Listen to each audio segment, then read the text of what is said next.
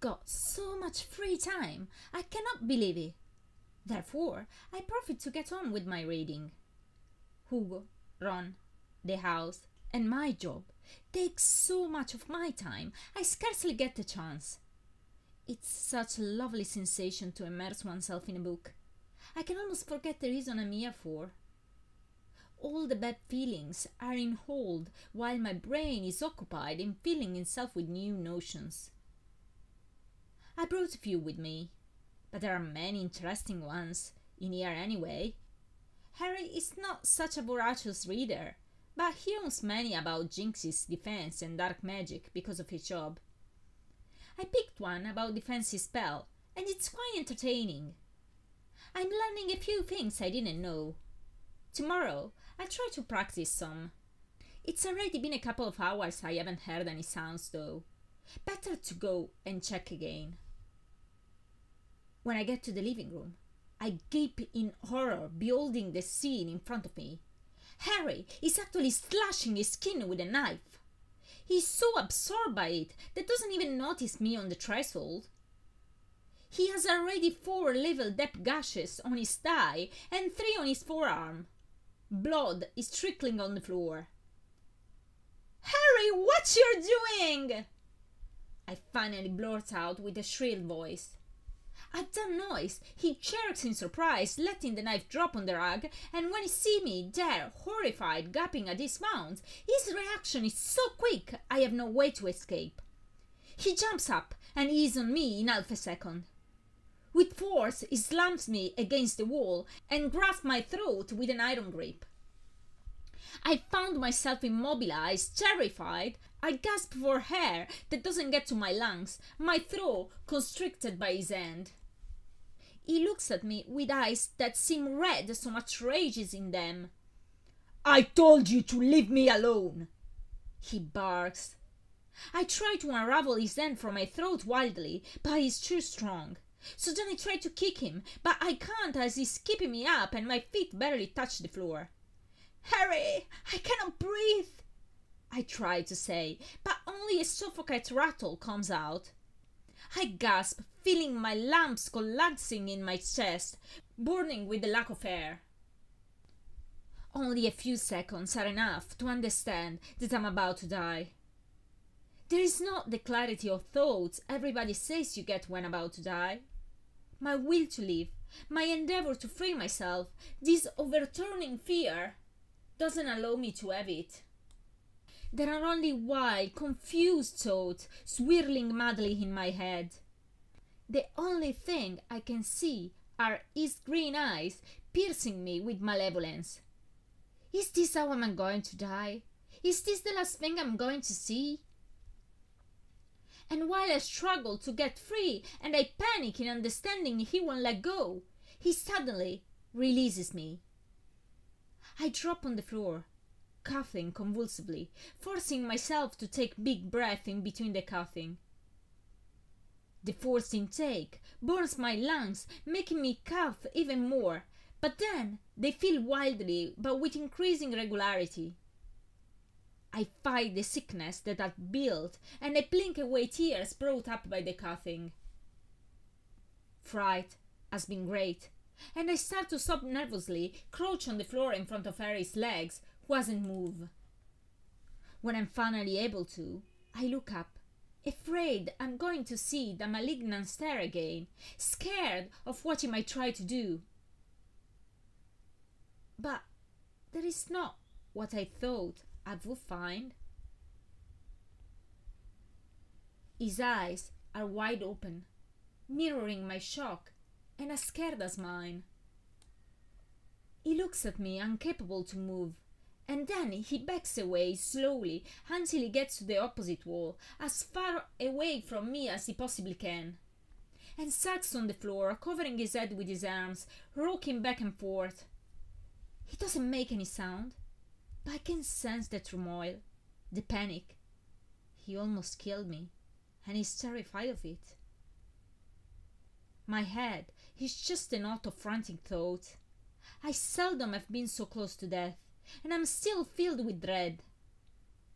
I order myself to calm down and to think straight. This is not the moment for panicking.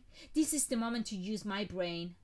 I must say something, do something, or I know I'll lose him. His mind is so fragile, ready to shatter at the first wrong movement. I need to take him back on safe ground.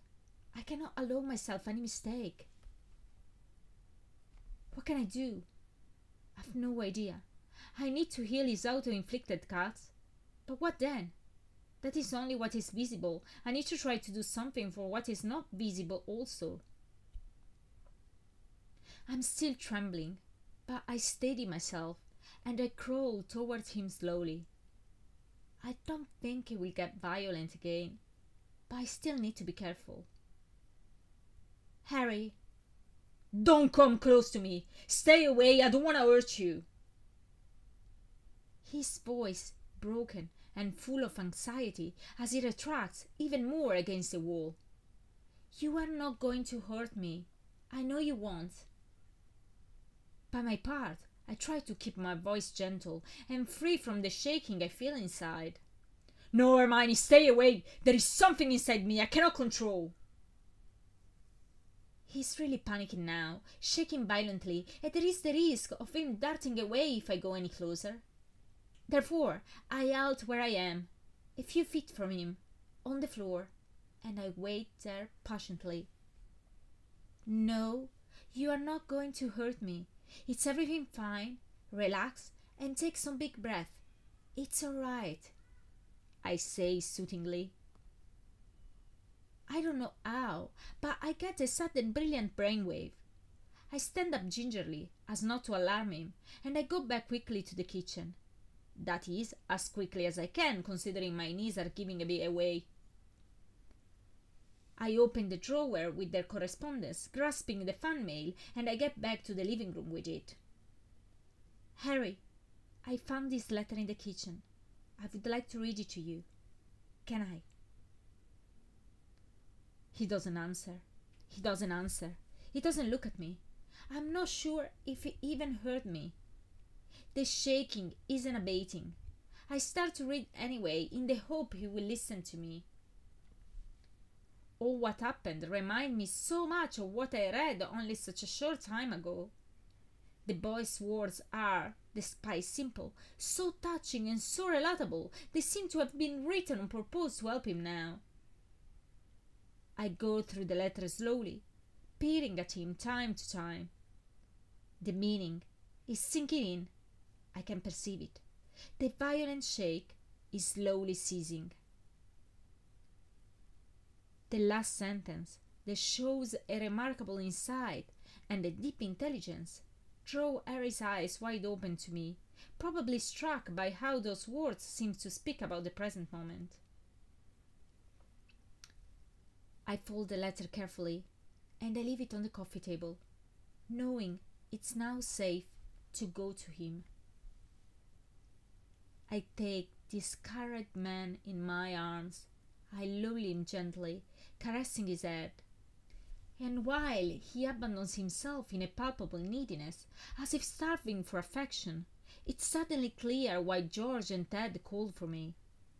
It desperately needs the tenderness, the physical closeness only a woman can provide. They have been wise, George for instinct, and Ted for reasoning. Therefore, I cuddled him. I smoothed his hair. I kiss his unshaved cheeks, his forehead. I keep his strong body tightly against my weak one. I keep his weak mind from crumbling with my strong one. I'm still worried about the cuts on his body keeping losing blood, but I sense that, right now, what he needs most is to be cuddled. As soon as I realize I can do so, without relinquishing him, I heal all the auto-inflicted wounds with my wand. He leaves me doing it, watching me as if in stupor, as if surprised to find me there. I take his hand and conduct him gently to the bathroom. I help him undress with the intention to wash him in the tub. He is not responding at all, letting himself be dragged about and handled listlessly, like a puppet between my hands, that brushed the soapy sponge on his skin, removing all the traces of his self-loathing. His gaze follows me in every and each of my movements, with the same innocence one can see in a child's eyes. I comb his wet hair, and I even shave him. I can do it decently, as I used to do it for Ron too, at the beginning, when we were in mood for tenderness. When I'm done, his face is sunk, but he's again the Harry I used to know. I leave him a moment to go and look for some clean clothes, and when I get back, he's still where I left him, in the tub, in the same position, looking at the empty space in front of him. He looks up when I enter with an expression so needy and downcast my heart aches. I cannot help but enfold him again in my arms before to towel him and help him dress. Once in the living room, I open the sofa and prepare a bed with fresh clean linen, everything under his stare that doesn't seem able to fix on anything different but me. I make him lie down then, covering him with the duvet, and when I kiss his brow with a smile, like I always do with Hugo, then, and only then, he speaks. "Thank you, Hermione." "It's nothing." "I'm sorry." "It's all right." "Can I have a sleeping potion?" "No, Harry, you have to learn to sleep without." "But I can't. Please, Hermione. Please, I need it," he says pleadingly, and I have to use all my will to refuse. I've never been able to deny anything he asks me, especially when he rests on me those intense green eyes. They have so much power over me.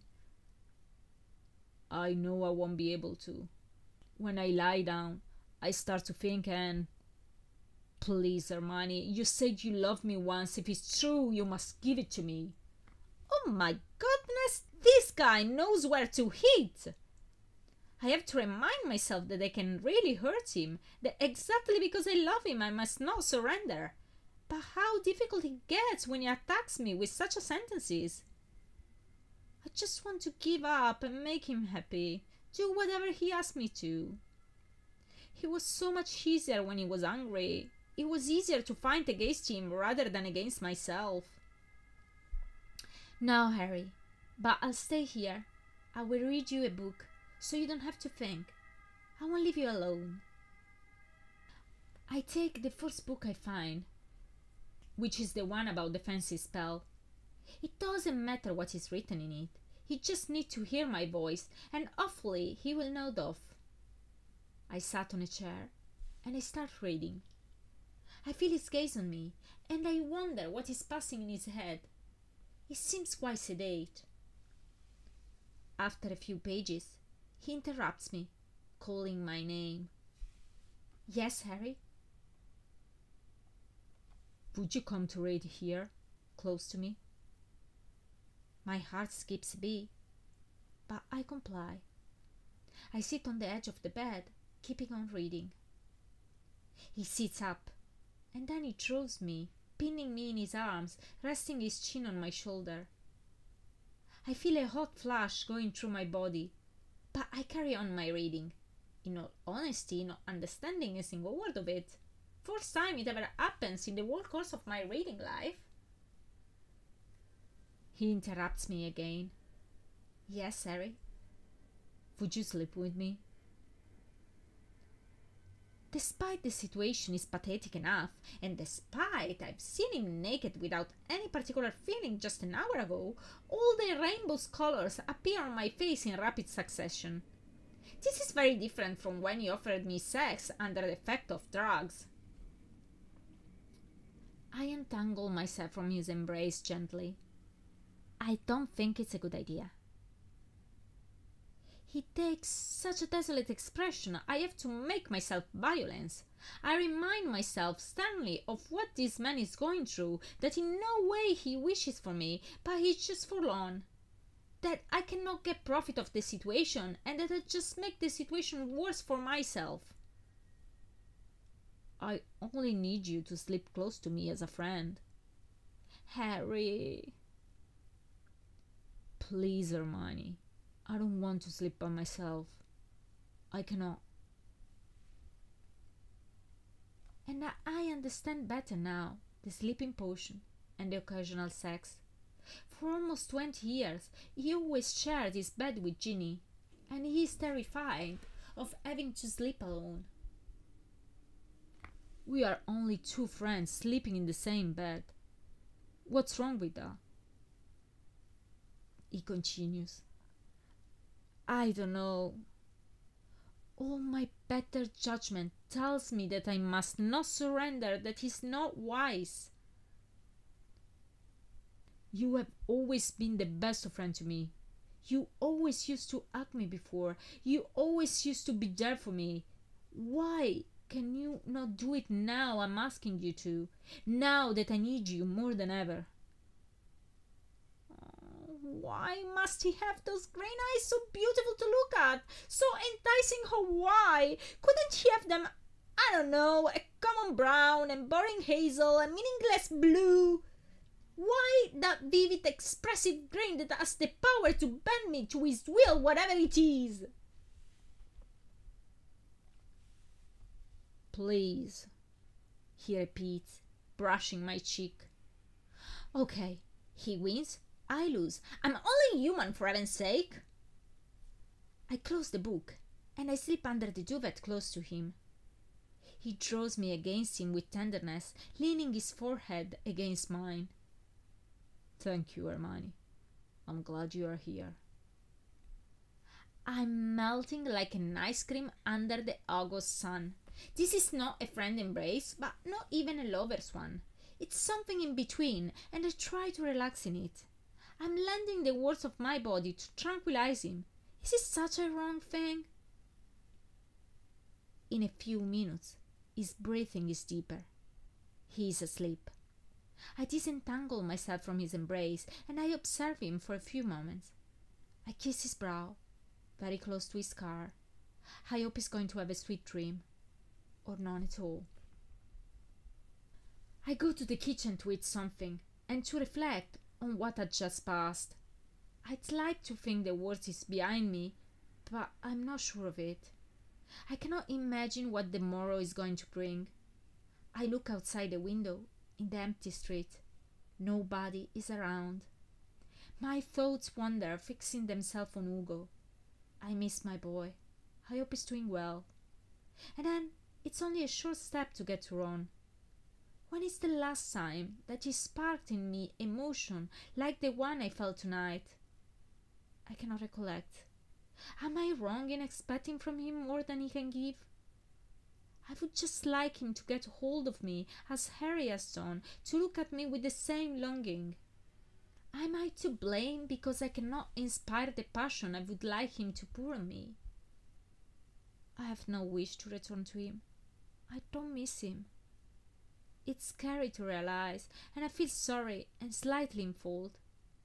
But it is how it is. Does he miss me? I don't think so. He probably misses the easiness that my person brings in his life. But he doesn't miss me, really. I take a shower to wash away the desolation, and I get back to bed with Harry, my heart lighter. I nestle close to his warm body, feeling a cheerfulness ill-adapted to the situation. But I dreamt about this cousining for so long. Ginny, please, if you can see me, forgive me.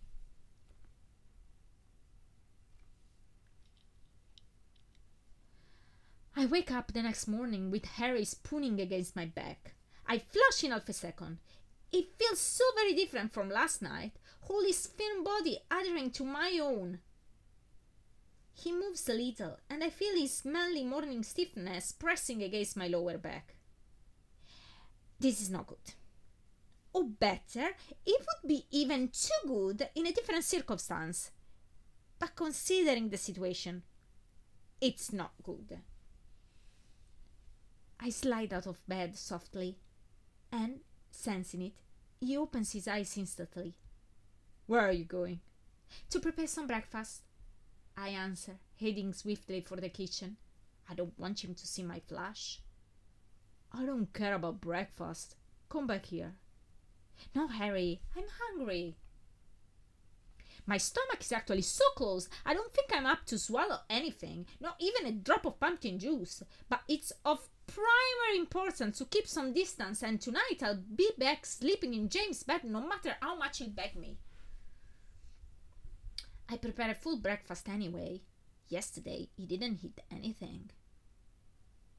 When it's ready, I get back to the living room, and it's the same scene as yesterday that presents itself under my eyes. He's staring blankly in front of him with the only difference of the missing bottle. I decide to consider it an improvement. I inform him that breakfast is ready. I'm not hungry, he answers listlessly. I kneel close to him, and taking his hand, I kiss his cheek. He looks up to me. Please, Harry, come to the kitchen and eat something. Do it for me. He doesn't answer, but keeping my hand firmly follows my gentle pulling. We don't talk during the meal, but he thanks me at the end of it. Yes, I definitely see an improvement. He returns to the living room after then, and seats himself on the windowsill looking outside. To keep him company, I take my book and I start to read, time to time peering at him. For 2 full hours, it doesn't change his demeanor. Do you want to go out? I ask in the end. I don't think it can be of much use to brood the whole day. He shook his head, still looking outside. Why don't you do your workout? As he shook his head again, I judged necessary to intervene. Sitting in front of him, I make him look into my eyes. Come on, I'll do it with you, I say, taking his hand and leading him away from the window. When we begin workout, I do my best to keep up, but blimey, his training is so much harder than mine. I cannot help to realize that I really need to start exercising properly when after half an hour I'm about to die. Needless to say, Harry is still as fresh as a rose. Panting, I admit I cannot carry on any longer. And, totally unexpected, I hear the first real laugh coming from him since I got here. Not a laugh induced from alcohol or drugs, not a sneer, a real, light, cheerful laugh. Such a sweet sound. It makes amends for everything. Everything I endured yesterday has been worth to hear this laugh. It warms my heart, and he's so cute when he smiles. I laugh with him delighted, letting him continue without me, with the intention of profiting of this spark of good mood to lead him to eat something. And it works! After his workout, he eats voraciously the sandwiches I prepare for him without me asking him to. I need to keep it up. I need to keep him busy. I pose him questions about the book of the fancy spells. He seems willing to talk about it, and we even try to gather some. Busy with this occupation, the afternoon flies. But when the evening comes, his listlessness returns in full form. He refuses dinner and gets back lying on the sofa. With great difficulty, I entreat him to get a shower, change, and prepare for the night. But when everything is done, he gets back on the sofa, staring at the ceiling. Hoping to distract him from his thought, I get a book and I start reading aloud. It's a Muggle book I got from home. It's a fantasy under a Muggle point of view. It's full of magical creatures really existing but twisted under Muggles' imagination. I always find them greatly entertaining, and after a chapter or two I realize he's listening to me. Sometimes I interrupt the reading to make some comments, and he smiles. Good. Well done, Hermione. At 11 o'clock, when I close the book and I kiss him good night, he looks at me inquiringly. Where are you going? To bed. Here, With me? No, in James' room. Why? Why don't you sleep with me? Because I don't think it's a good idea. I gave up yesterday because I felt you needed it, but you must learn to stay by yourself. I won't be here forever, you know. I see something flashing in his eyes that looks a lot like anxiety. And I know I say the wrong thing. He gets immediately pensive and starts to fidget. When are you going away? When you will be able to be on your own. I sit close to him, trying to reassure him, but in vain. When is that? How long are you going to stay? I positively say the wrong thing, damn me.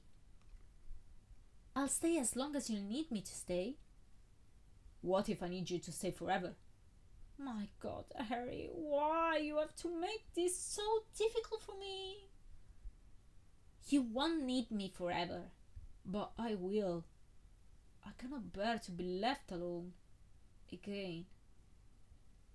And there is so much anguish in the way he says again that I cannot help answering what I do. It won't be so. But if you will, I won't have much choice but to stay forever, won't I? I feel him relaxing with relief. He embraces me and drunks me gently in bed. Harry 2, Hermione 0. Oh, for heaven's sake!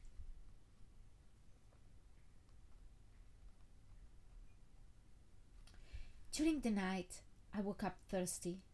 I sipped my glass of water, sitting on the sofa bed, observing him sleeping. He's a very handsome man, and I paused to reflect about another injustice reserved to us women. Men in their late 30s look even better than in their late 20s. The few lines they get add to their charm, and even if hair starts to turn white, it just improves the whole look. While for women it's the opposite. Our bloom starts to fade, white hair doesn't suit us, and neither do wrinkles. It's unfair. He doesn't have marked lines, and I can detect just a very little white in his dark curls. I mean, no wonder he managed to procure himself a different woman every night. He just needs to pick and choose. In his situation, however, less attractiveness would have been better. He always had a hard time with women. They idolatrize and idolize him to such a degree, it's next to impossible for them to go beyond his fame or his looks. It will be very difficult for him to find a good and sincere one to attach himself in the future. And it's a shame, because there is so much more.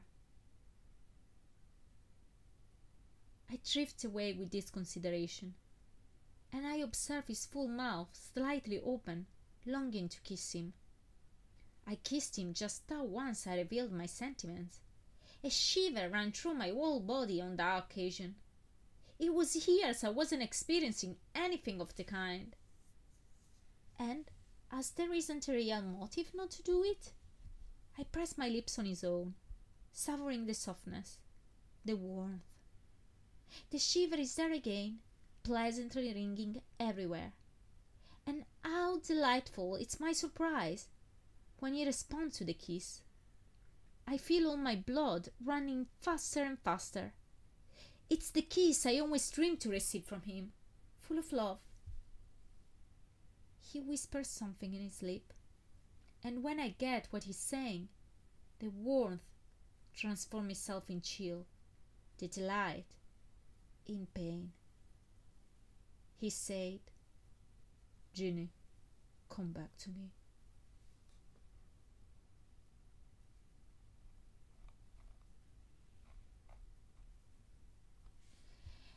When I open my eyes in the morning, Harry's ones are already open, staring at the ceiling.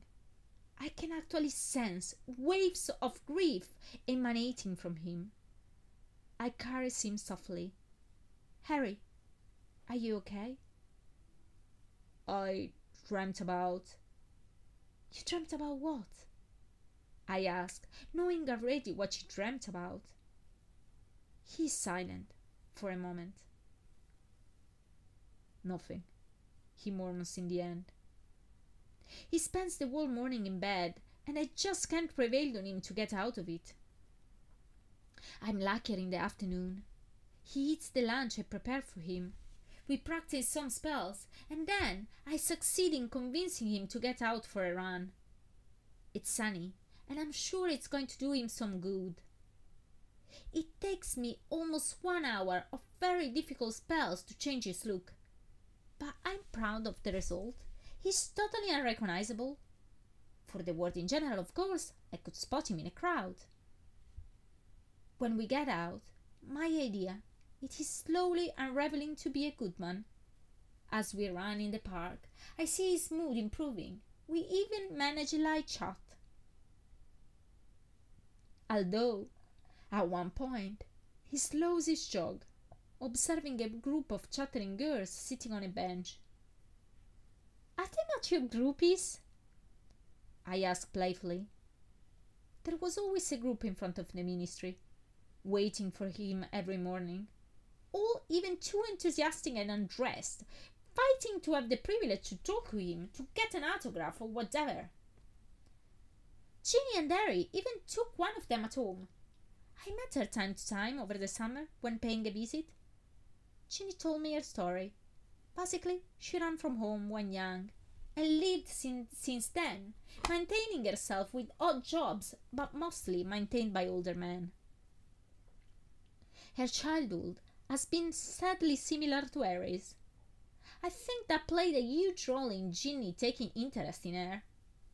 Apparently, she's very clever and had tons of good quality, eating their account. Honestly, I think Ginny must have been mad in accepting her presence under the roof. Harry's a sweetheart and has always been irreproachably faithful. But this is pushing it a bit too far, in my opinion. I mean, she is surely smart, if not shrewd, and she surely has tons of good qualities. Incidentally, between those, she surely has one of the best womanly bodies I ever saw, and without no intention whatsoever to cover it in the slightest. I was there, sitting on the sofa with a cup of coffee, when she actually professed her love for Harry like if it was the most normal thing in the world. And Ginny, smiling amused, only rolled her eyes. I mean, I did the same in my woolen hat, mittens, and a appalling jacket, without makeup, the antithesis of sexiness, and I have been enemy number 1 for weeks. And hair, all what nature has so generously bestowed on her in full sight, shiny hair, a radiant youth, and in her best look. She only got off with the kids will be kids sort of look. Something escapes me. Yeah, Harry answers faltering. His expression tipped me off. Why this reaction? I observe them better. Provoking, pretty, young. I'm reminded of Albus' letter, the shocking one he wrote. Harry, did you by any chance? I start tentatively. He interjects sharply. Don't ask what you don't want to know. It was true. Okay, I think I rather prefer not to know.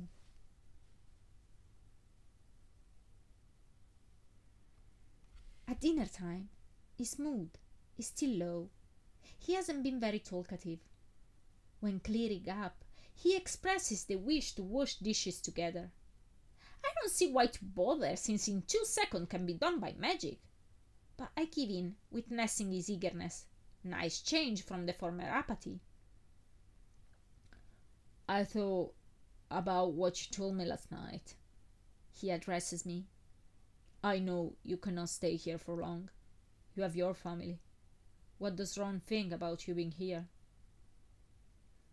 He's not happy, but you don't have to trouble yourself with it. It's my own choice. He has not a say in it. I see him darkening even more. I know what he's thinking about. Harry, You know you don't have to give way to what he said in the hospital, do you? He was only upset. You are not to blame in the least. Molly explained it to me. It was disgusting, in front of his kids and everything. We had a row about it as soon as I apprehended it. The worst in months. He wasn't repented at all, which literally infuriated me. He still maintains Harry is to blame, and we have the duty to save his kids from Ginny's fate. I believe the shock of their discovery played a huge role in forming those ideas. The scene was indeed disturbing. Working in the law enforcement, I should be vaccinated. But it hasn't been so. Not when the victims were my two dearest friends. The room was a mess. Bloody marks and signs of collusions everywhere. Harry's martyred body sprawled on Ginny's one, both unconscious, barely alive. She had many contusions, both tortured almost to death. Ron had been incapable to give any help whatsoever, and for 2 days he hardly ever talked. Looking in his eyes, one could relive all the scene. Eventually, a virulent hate toward Harry has been the propulsion force that woke him from the shock. Harry is keeping rinsing plates without answering to my affirmation. I stop him, and I make him look at me. Did you hear what I just said? You're not to blame in the least. He nods. You will still need to go away eventually. Don't think about it. I'm here now, and this is all that matters. Let's live everything day by day. You are not forced to stay only because everybody is asking you to. I can take care of myself. Yes, I spotted that. He can indeed, with drug and self-loathing. Yes, he can take care of himself indeed. Harry, I'm here because I want to, not because people ask me to. I care about you. I want you to be well again. I realize very clearly that I'm too fucked up. I'll never be well again. Don't say that. I'll help you. I don't get any answer. As soon as I'm in the bathroom, he goes to James' room, takes all my stuff, and brings them to the lounge. He waits for me out of the door, and taking me by the hand, he leads me to the sofa. I try to remonstrate, but he doesn't allow me to speak. Hermione, stop. Do this for me, please. It is you who say to live day by day. It is what I'm doing. Evenings, nights, and mornings are the worst for me. I need you close. It helps me more than I can say. Please, let's not quarrel about it any longer. What could I do? Should I impose on him? If I'd be stronger, I probably would. But I cannot be strong when he says he needs me and asks me with such a tenderness. I cannot help but succumb. Harry, 10,000. Hermione, -1.